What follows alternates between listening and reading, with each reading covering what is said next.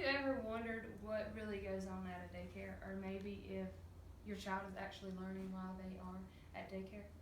Um, I'm going to explain two main things that is expected of a 5-star center daycare.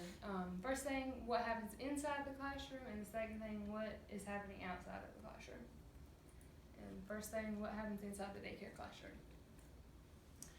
Room arrangement is a big thing that they drill on because it's basically how the children learn. They can't put a bunch of shelves and a bunch of toys in a room, and children aren't going to learn that way.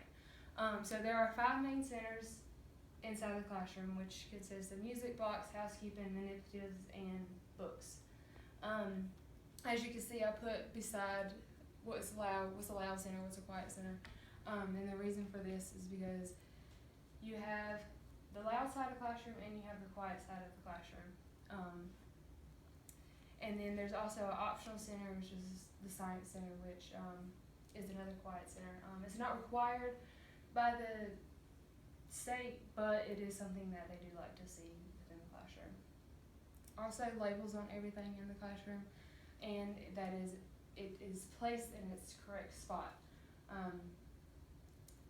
Mainly the toys is what their main focus is on, that they get put in the right spot and that they get the labels on them. But they also like to see labels on other things like the diapers or the wipes, or say there's a chairs and tables, stuff like that. They also as well like to see labels on as well. Also inside the classroom, they want to see pictures all over the room. This is like pictures of anything you can imagine. I have listed here, which are animals of all kinds, people and children of all ages, cultures, races, and also these people with also disabilities, like people in wheelchair, people with Down syndrome, maybe somebody with glasses. That's what they like to see as well. And then also current family pictures of the children that are in the classroom, like for instance, pictures of mom and dad, or maybe brother and sister, or maybe even a pet or something within the family. And then science pictures like insects, bugs, landscape, any kind of landscape picture they also like to see. And then artwork as well, done by children. All children must do artwork if they're over the age of 12 months. If they're under the age of 12 months, it's not required. In fact, they don't even want to see it. Like, they don't want you to do it at all if they're under the age of 12 months. But once they turn 1, they want to see it, and they want to see it around the classroom, displayed around the classroom as well. And another thing, these pictures have to be on eye level for the children. Like, you can't have things up on, say, our eye level, because they're not going to see them. They're down below, like especially if they're crawling. Pictures are on the wall, where the children can see them, not for where us as adults can see them. Because we're not trying to impress adults, we're trying to learn and teach the children. Sanitation rules inside the classroom. Diapering and toileting. Teachers must wash hands in between every single diaper change. Just something they drill on is hand washing all the time. Diapering is done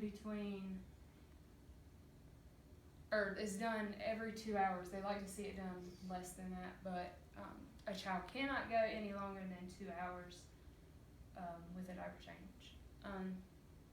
5 wipes per diaper change. 3 is used on their bottom, and then 1 is used for their hands, their hands, and then 1's used for teacher hands.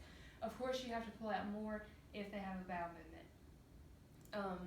And then changing table and toilets must be cleaned in between each use. Even if you sit a child on the toilet, say, and they didn't use the bathroom, you still got to clean it. The child still touched it, you still have to clean it.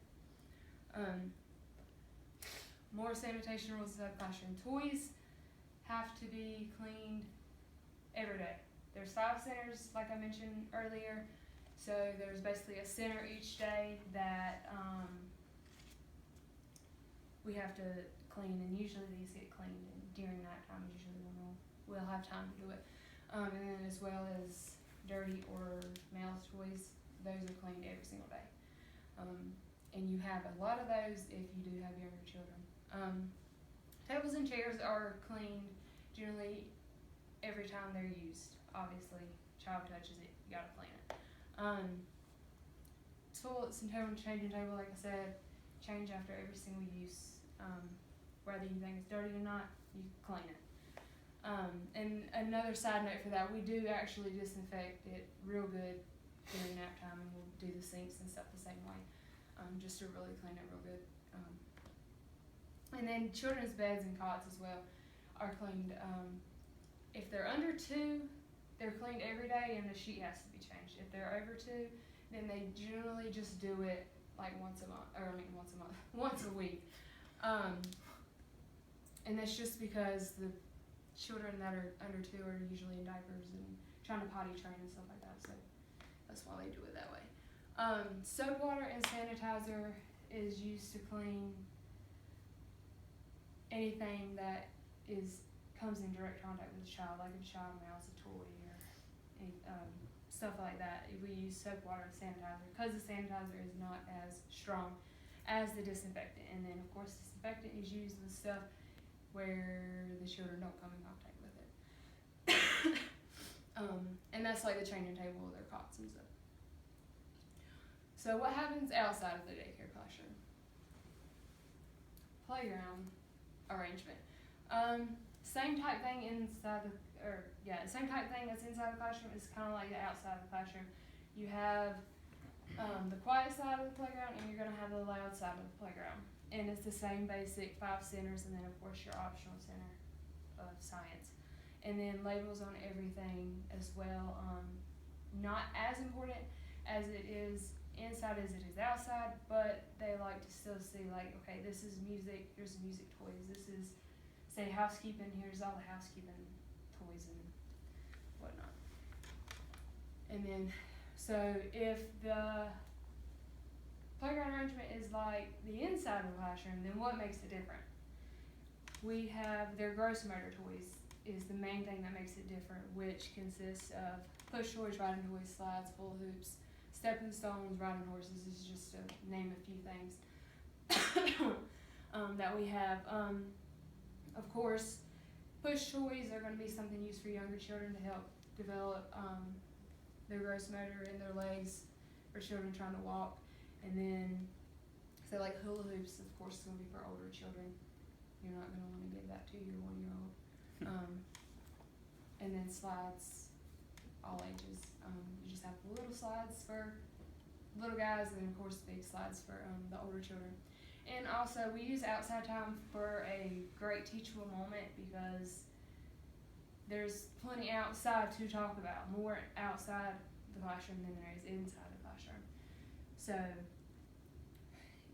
even if your child is a year old, we still talk about, who knows, if there's birds outside, if there's a plane in the sky, we'll talk about it, because they're still learning. Even though they can't talk back and have a conversation with you, they're still learning. As far as sanitation rules outside of the classroom, just like inside the classroom, toys must be cleaned every day. Mouth toys are every day, and then of course the 5 centers, you have one for each day you'll have to clean as well. Teachers must keep their hands cleaned outside. How do they do that? There's no sink, of course. Well, usually there's hand sanitizer or something like that provided, so that